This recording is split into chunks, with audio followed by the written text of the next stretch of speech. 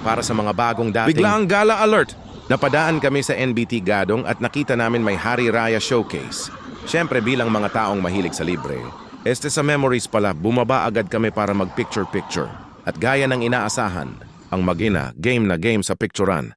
Ang posing nila parang nasa photoshoot ng magazine. Ako naman ang trabaho ko lang, tagahawak ng cellphone at isa pa!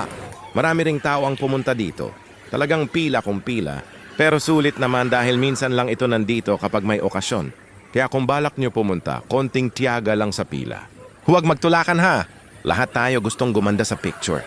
At syempre kapag Pilipino ang nagpipicture, hindi pwedeng isa lang. May normal shot, may nakaside, may nakataas ang paa, may nakatingin sa malayo na parang may iniisip na malalim sa buhay. Sa mga hindi pa nakakapunta, dumaan na kayo. Libre lang magpa-picture at magandang pang souvenir. Sa susunod na mapuntahan namin, update na lang ulit kami. Baka mamaya kung saan na naman kami mapadpad. Ang importante may picture.